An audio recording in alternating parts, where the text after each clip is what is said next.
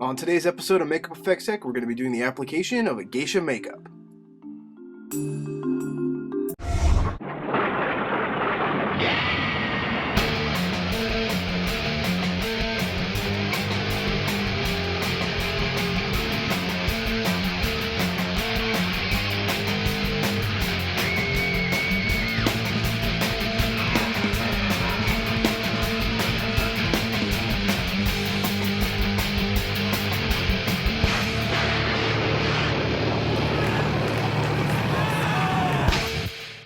Be careful, your safety is important.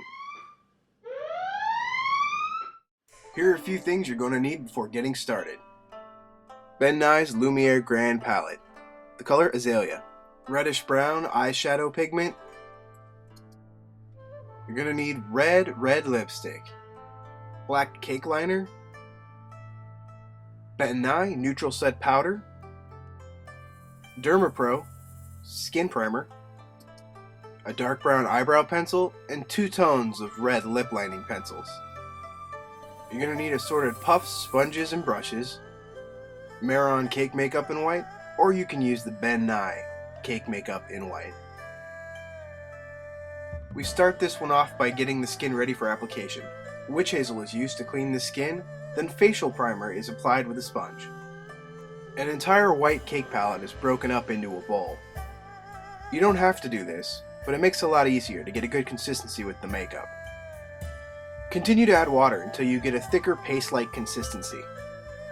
Once applied, we'll be buffing out the white with a powder puff. This is a traditional Maisha or novice geisha makeup.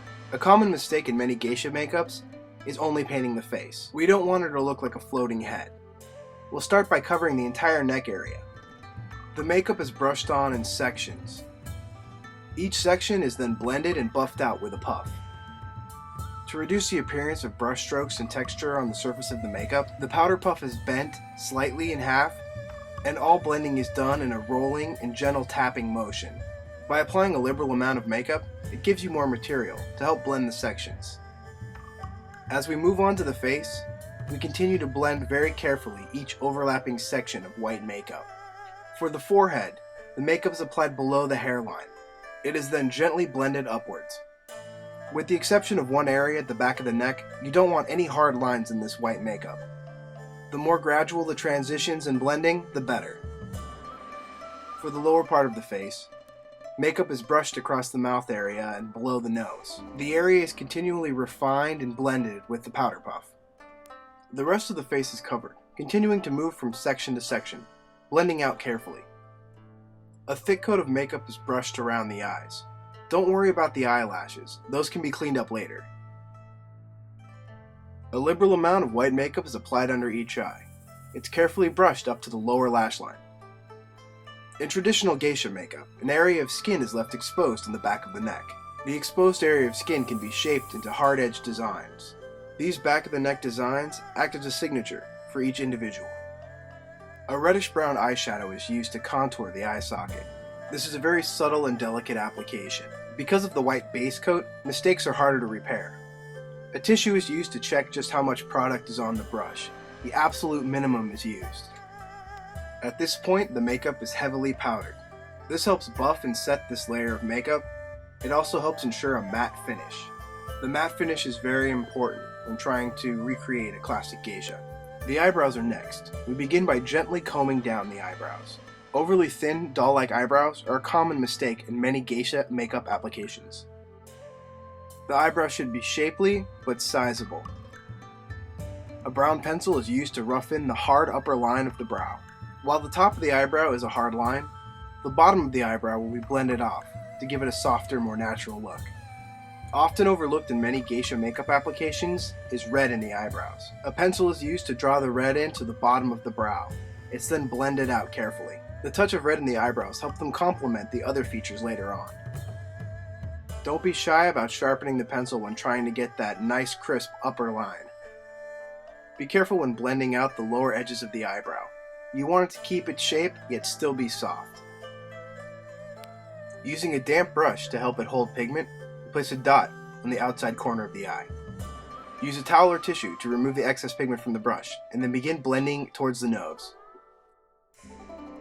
The outside corner of the dot should remain sharp, while the pigment is blended very gently around the upper and lower part of the eye. Blending is very important to the overall look of this makeup. Do whatever it takes to get that nice, even blend. Grab a larger, softer brush to help move that pigment around. To add color to the cheeks, we're using the same color we added to the eyes. A very sparing amount of pigment is added to the brush and applied just above the cheeks. The pigment is then gently blended downwards in a circular motion. The color should be subtle and barely perceptible. If it's a little too strong, go back in with a large powder brush and buff it out. Black cake liner and a small brush are used to draw the line across the upper lid. Slow down and use care when drawing the line. You want it to be as even as possible. In the corners of the eyes, a small wing is drawn. Take care to blend this shape into the existing line. If the brush is skipping across the skin and leaving pigment in an uneven manner, go back and add some more water. It should help the problem. Continue to delicately refine the shape of this upper line. Once the upper line is complete, we'll move on to mascara. This is the one element of our geisha makeup where we're breaking with tradition. Mascara modernizes the makeup and helps the overall application feel complete. Using a small fan brush, mascara is gently brushed along the lashes. Be very careful with the mascara. If any residue falls onto the white, you've got a lot of cleaning up to do. Just keep that in mind. Another common mistake in many modern geisha makeup applications is the cartoony bowed lips. For our traditional style application, we're actually underdrawing the upper lip, using a red lip pencil. The general boundaries of the lips are drawn in with a pencil and then filled in with lipstick. Although most of the geisha makeup is about subtlety and blending, the lips are about being vibrant. They should be the brightest, most eye-catching part of the application.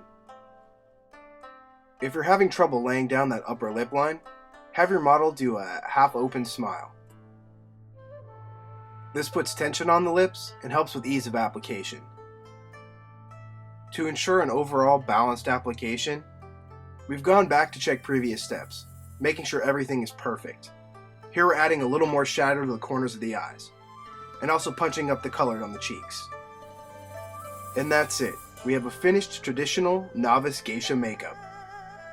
Remember that this is just a starting point. Have fun with your applications. Thanks again to friendsbeautysupply.com. For all your makeup and special effects supply needs, friendsbeautysupply.com. Thanks for watching, and please join us at makeupeffectstech.com. We're constantly updating with news, reviews, and tutorials from the world of makeup and special effects.